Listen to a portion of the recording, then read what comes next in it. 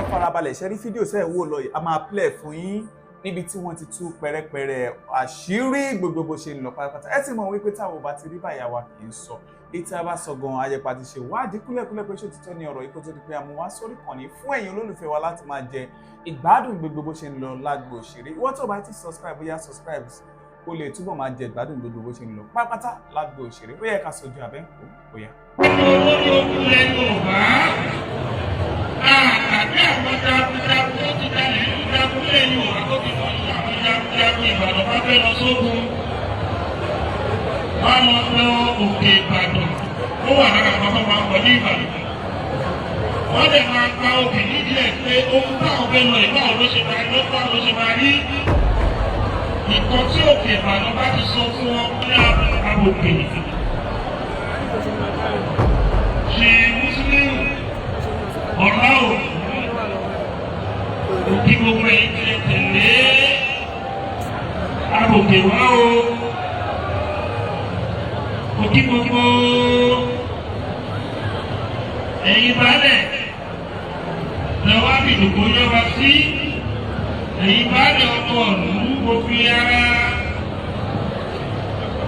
ṣé àwọn àwọn balẹ̀ pẹ́lẹ́ àwọn balẹ̀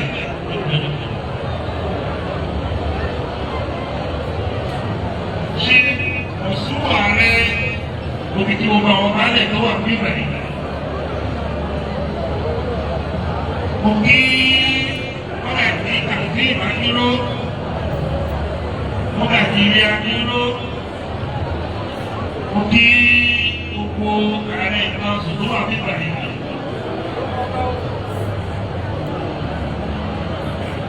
Òkè gbogbo National Executive Council OPC òkè gbogbo National Coordinating Council wá kí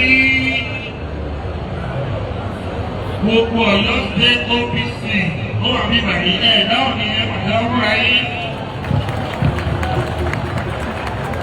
ẹ̀pàdé ọ̀yẹ̀ kiri ní o ṣe dúró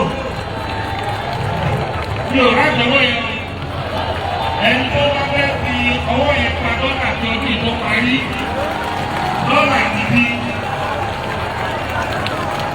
tó bá fẹ́ nípa pásítárì tó bá fẹ́ nípa yúrò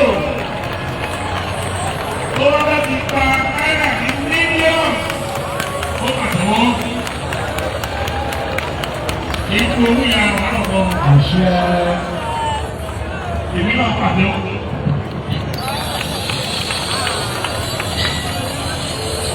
Àpèmọ́ra àpètèmí ti ré mo kí gbogbo ẹ̀sìn láti wà department tó wà lórí ìjókòó mo kí gbogbo yìí o àwọn ọmọ máa ń sọ ọdún tí mo lọ lẹ́yìn mẹ́yẹn ni wọ́n máa ń sọ ọdún tí mo lọ lẹ́yìn mẹ́yẹn ni bó ṣe yẹ kó rí nìyẹn àjẹmí ní káàdìmà bó ṣe yẹ kó rí nìyẹn ìkọ̀kọ̀ tó kù díẹ̀ káàkó ní pàmẹ́lì lẹ́yìn Ọ̀yọ́ sí lọ́gbẹ́ tó wáyé. Pàmẹ́lì ìpínlẹ̀ ìtawà ń lọ sí òun ló ṣe kíní ẹni kọ́ ṣiṣẹ́ lórí kíní tó wà wájú yẹn. Wọ́n ká ìjẹ́. Pàmẹ́lì ọ̀kọ́lá máa ń lò rí alákọ̀ọ́wọ́ dálẹ̀ Ìbàdàn wá bí wọ́n bá wà yí o. Ṣùgbọ́n bẹ́ẹ̀ ìfọ́kàn tẹ́tí wá ní ọkùnrin díẹ̀ ní great screen tẹ́tẹ́ nìyí. Ìfẹ́ gbogbo ká ń ṣe wọ́n tù ẹ̀ ní láì yẹn lẹ́kọ̀ọ́ lọ great díẹ̀ ọkàn mẹ́lẹ̀ ìgbà bẹ́ẹ̀ ní kí wá.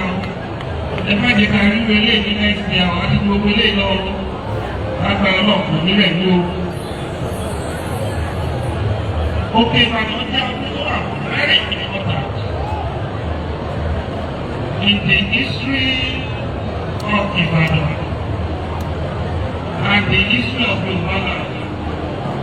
Nínú àwọn òkè tó ní àlùbáríkà ní ilẹ̀ Yorùbá, Òkè Ìbàdàn wà bẹ́ẹ̀. Orí òkè tó ní ìtọ́ni, ara òkè tó ràn wá lọ́wọ́ tí ogun Fúlàní òfin wọlé Yorùbá ni. Tí a bá ń gbé òkú fún àwọn jagunjagun ní agbé òkú fún àwọn ikú wọlé tó ti wọlé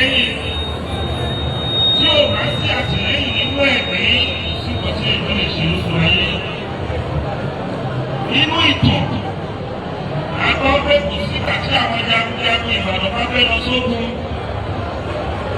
wọ́n lọ òkè Ìbàdàn ó wà lára àwọn ọmọ máa ń wọlé Ìbàdàn wọ́n lè máa gba òbí nídìí ẹ̀ pé ohun táwọn fẹ́ lọ ìbáwọ̀ ló ṣe máa rí nǹkan tí òkè Ìbàdàn bá ti sọ fún wọn òun náà lọ́ máa ń bá bẹ̀ ọmọ gbá wọlé nǹkan mú ogun tí Ìbàdàn jà wọ́n pa bì wọ́n sọ fún pé ogun bẹ́ẹ̀ lọ ìwọ ẹ bá kẹ́rù ẹ bá ti ṣẹ́gun tó ṣe kọ̀ máa wọ̀ ní o tí àwọn kan ń lọ tó kẹ́rù díẹ̀ ogun yẹn nìkan ló mẹ́kẹ̀ẹ́ díẹ̀ fún ogun tí Ìbàdàn jà òkè Ìbàdàn wà highly spiritual lóòótọ́ agbọ́dọ̀ máa fún yàn lówó ó máa fún yàn ní ọmọ ó lè máa fún yàn ní ìṣẹ́gun. Is all of our symbolic heritage in Yoruba land. So ara ìdí ẹ̀ àbí ọ̀nà ìdí èyí tí Olókun Festival Foundation tó fi ṣe program yìí. Ibi tó lókìkí tó òwe ṣe rẹ́kọ̀dì kan tó fi kí ẹni ṣe kọ́lá. Ẹni tó kọ́ ni ẹgbẹ́ àwọn ọba bàdá bá gbé ọ̀. Tí ó fi kí ẹni ṣe kọ́lá òkè Ìbàdàn ó kì mọ́. Omi òkè Ìbàdàn dáhùn sí o, dáhùn sí o, òkè Ìbàdàn dáhùn sí o. Òkè Ìbàdàn dáhùn sí o, dáhùn sí o, òkè Ìbàdàn dáhùn sí o. Omi àìṣe kọ́lá dáhùn sí sẹ́, dáhùn sí o, òkè Ìbàdàn dáhùn sí o. Àìṣe kọ́lá dáhùn sí sẹ́.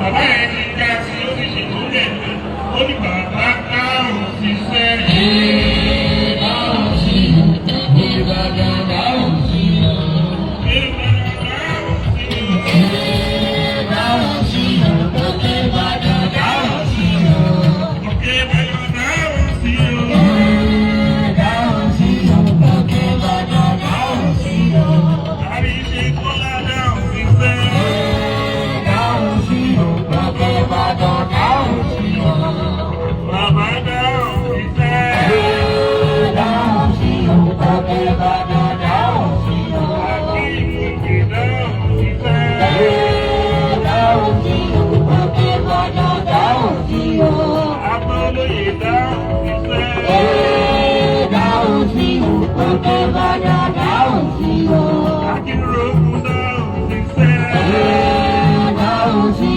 òkè Ìbàdàn dáhùn sí dáhùn sí sẹ́yìn.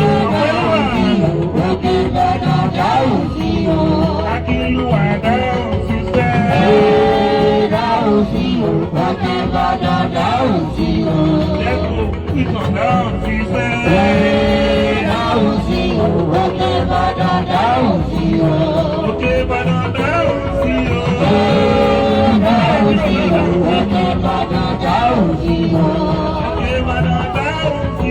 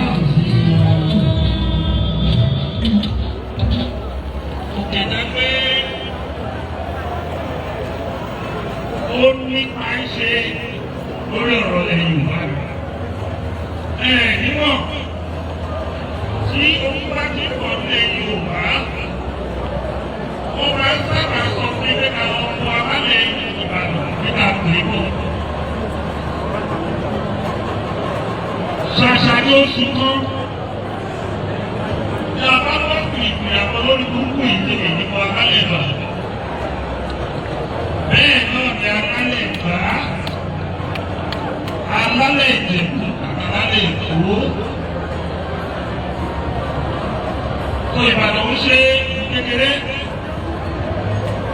Ìlú ńlá ni yàtọ̀ sí population ẹ̀. Ó ní ìtàn pàtàkì ní ilẹ̀ Yorùbá.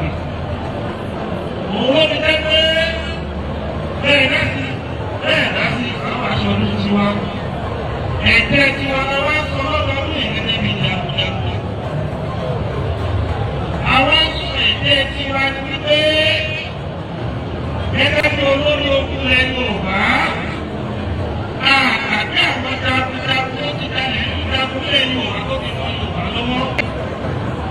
Ẹ̀jẹ̀ ìlànà yìí ló bá yẹ olúkálùkù ọ̀dọ́ ìgbà ìtìyẹn Ọ̀yọ́ state office ló yẹ kó ṣiṣẹ́ lórí ogun. Mi ò wọ̀ wẹ́rà ibi tí méjì wọn pè é nìyẹn.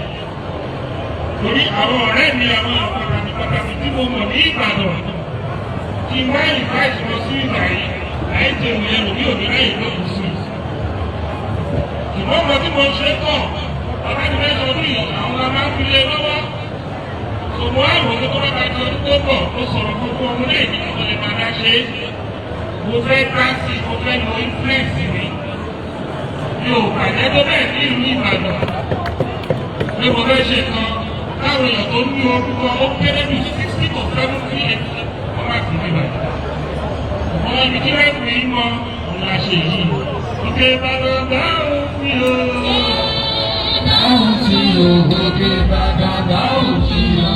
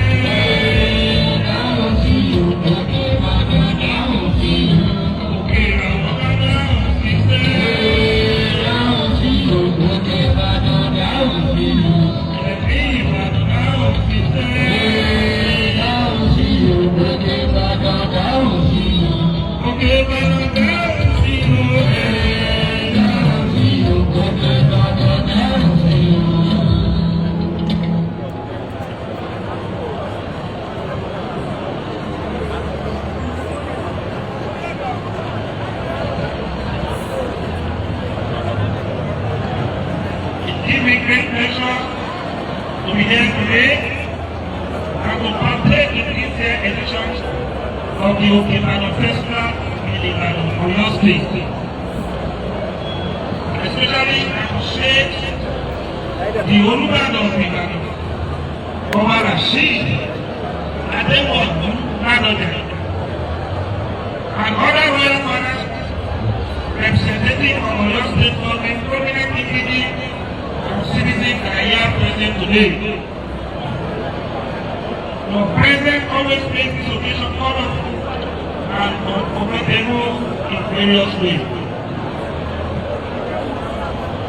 The Okebano Festival is a yearly celebration that honors the founding father, the advocate, and the people of Ibadan and Oyo State in general. The name Okebano translates to the hill of Ibadan. We find the original settlement site on the hill where the city was formed in the 18th century. Though there are various accounts of the origin of Okebano, there is a common agreement with the resolution that Adelu Obafatabaja, who was the founder of Ibadan, was the one that established the Okebano Festival.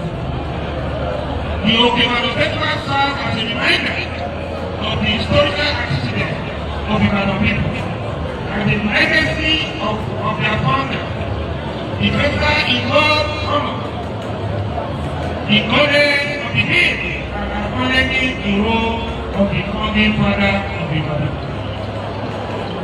Today, the festival is a vital part of the cultural landscape of the body.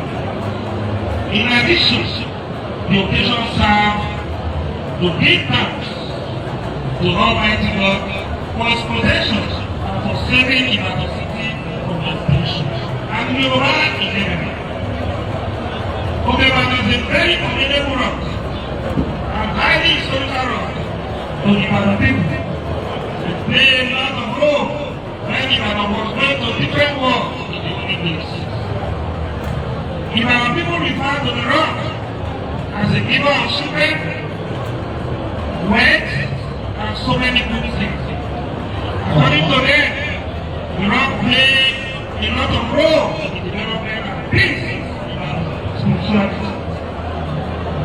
spirituality. This is why Olubadan appointed Yabo, who also has his own emissions that work with him.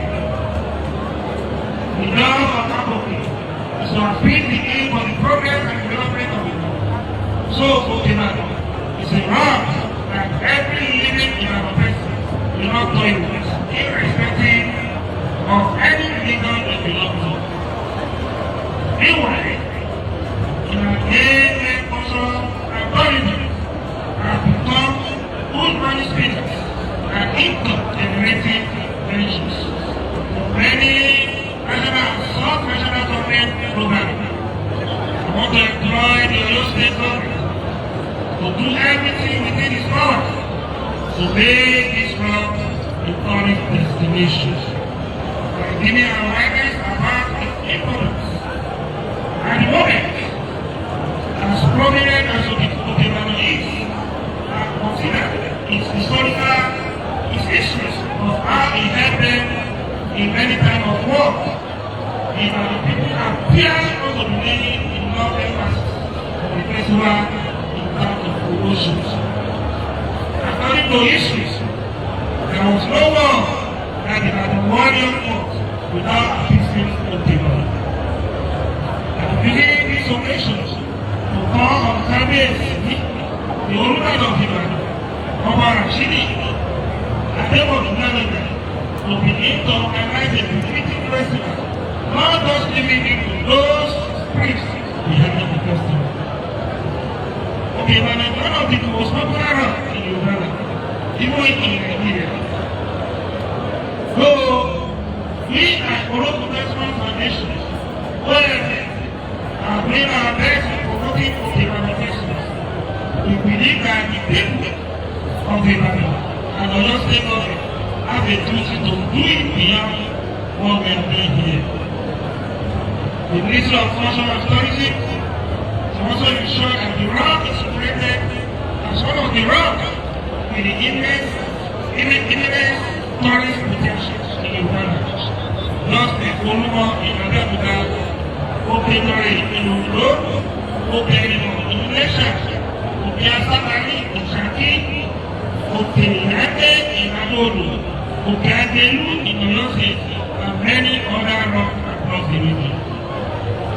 I also want to call on all stakeholders across the Southwest region to continue promoting and sponsoring various festivals across their state in order to boost tourism, cultural tourism, and economic potentials in the states and our region.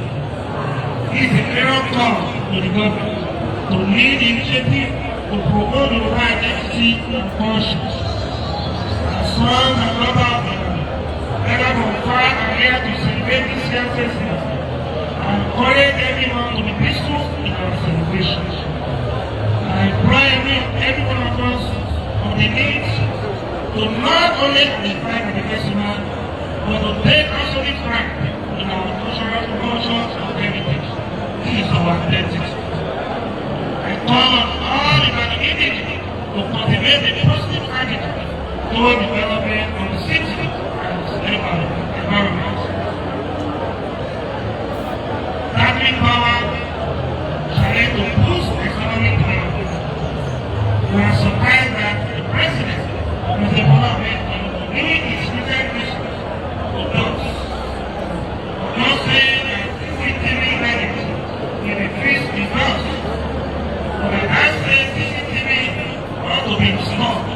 across the entire world.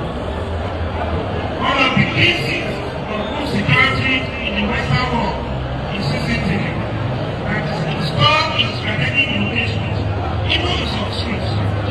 Now, in Kenya, those advanced children that operate CCTV around the clock is because they have a national power supply.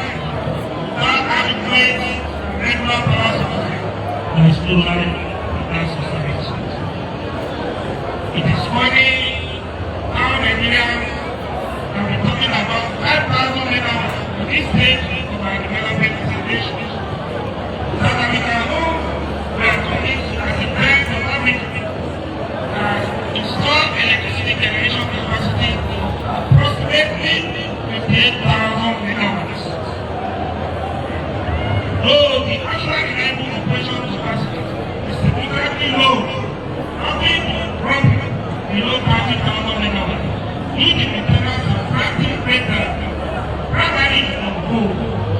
ESCO, which is the official South Africa utility company, supply about 90% of this power. Let us take a look at another African superpower, Egypt. As of early 2026, Egypt has become Africa's largest electricity producer with a total generation capacity exceeding 60,000 megawatts. The country continues to increase the power production with major solar and wind projects. The nation is strengthening its grid with an additional 3,000 megawatts per hour in 2026 to ensure stability. Despite facing several fuel supply constraints that have previously limited output, Nigeria was taking due from other forward-thinking nations and resolved the current challenge decisively because it is the main object to the wholesome development of our country. One thing is very important to governments. Their infrastructure, electricity, security, and zero tolerance to corruption. Roads now became higher and rising oil price is all to actions. Nigeria has borrowed almost 200 trillion naira. The day we are incurring generation of our children, the inheritance, and no country will take a level of this savings. When it comes to credit, the negotiations will always be taken against their interests. Day by day, over the last 3 years, the value of naira to dollar keep negotiating. Even the issue of Iran, Israel, US, as soon we have results, assuming we have results, the impact will not be on our economy. The war has been appealing for those working, and we are already feeling its ashes. The threat has to increase oil price. The US and Israel are fighting the war against Iran. Oil price has sustained in their country. But in Nigeria, it is one of the largest oil producing countries in the world. See increased oil price has increased by almost 400%. That means that we don't have a visionary government in power. The challenge of rising oil price, combined with the weakening of the Nigerian naira, presents significant economic and social difficulties for Nigeria. Addressing these issues effectively requires the adoption of people-oriented policies that prioritize the welfare and livelihood of their publics. Nigeria's economy is heavily dependent on oil exports, making it vulnerable to fluctuations in global oil prices. When our oil price rise, it can lead to inflation pressures, increasing the cost of food and services, especially inputs. Simultaneously, the naira is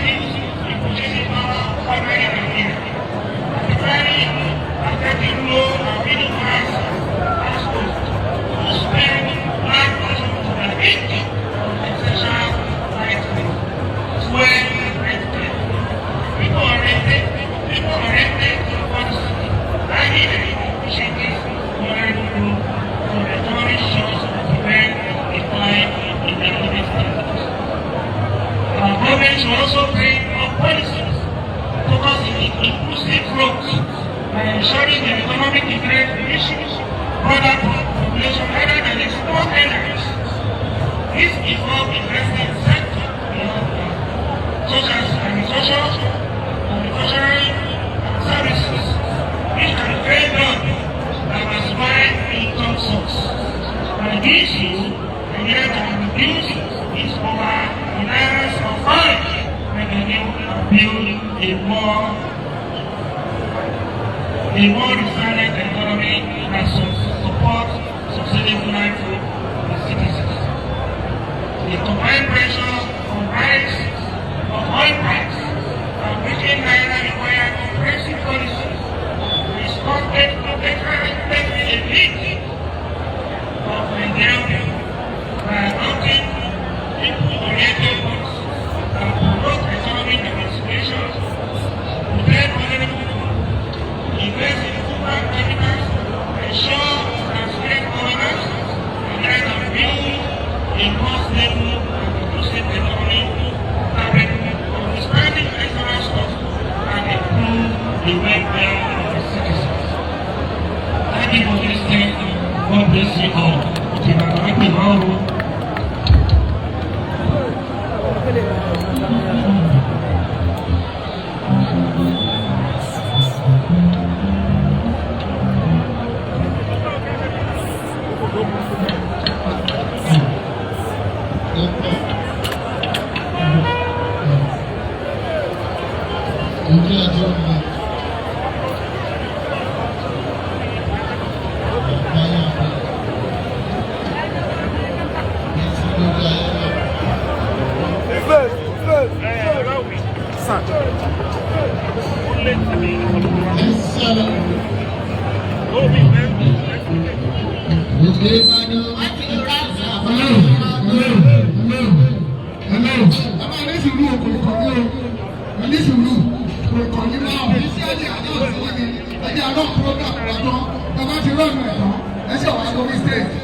Please, nobody always time to nobody always time to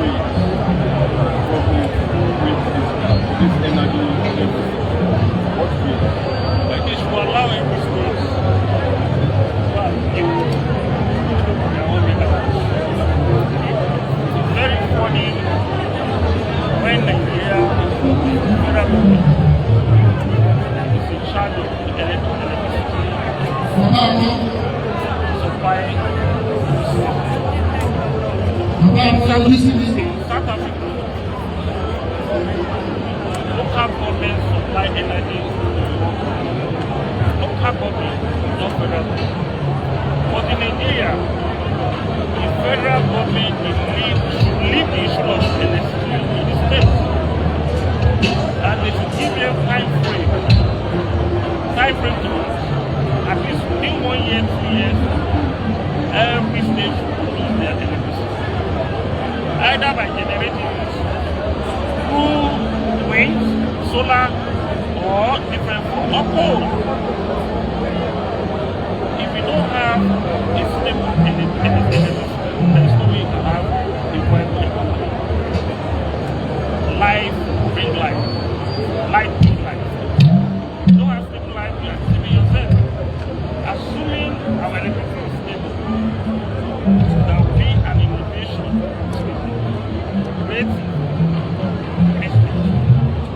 People will have a target, what can I do within 24 hours? But in a situation that you don't know what will happen, you can be enjoying yourself in the APSN, just take life free, and the increase. the increase. And the increase tariff mobility is 100%. Imagine, I'm living in Mogalo in Ogoni District. If they brought that light up, let me say 90%, I'm paying more than 200,000. The civil servant that is living in that circle, when will you have the money to pay?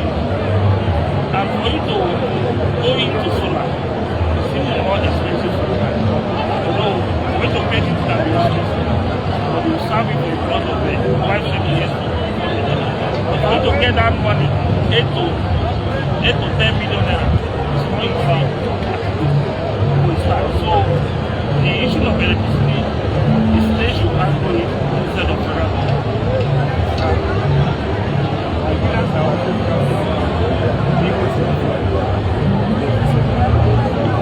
We have discussed in a lot of things, and I think the president is already honest. Because when Buhari was he left the fuel price 490 naira per litre. The president grabbed it about 1,105 before that would be private sector. The now is we realized that the issue of Iran was what that causes price to up to 1,000 plus. But if we have a reserve, that price will not I'm going to Venezuela have a reserve that if they don't sell, if there's no oil in the front of 30 years, they will even sell out. Japan did not have oil. Their reserve is higher than Israel that is fighting the war and US, they were not complaining to the extent the government is not increasing the fuel. People are buying in US because they have a lot of reserve. The reserve US have in California and sustain US with a lot of factories. And many countries like that who did not have oil, who did not produce oil. So it's about good governance. It's about having a vision as a government. Therefore, what will happen in 15 years? But in the situation that will supply every oil generator without reserving 1.5 million barrels per day. What time to be reserving 500 million per day? If we are reserving 500 barrels per day, can you imagine how many reserves we have in our total? In terms of any issue like that, it's a lesson for Nigeria that we should plan to be preparing for any incident. All right. Ìjọba fún ààrẹ ní àtẹ́wọ́ tó rinlẹ̀ dáadáa o. Àtẹ́wọ́ tó rinlẹ̀ fún ààrẹ ọ̀nà kẹ́kọ̀ọ́.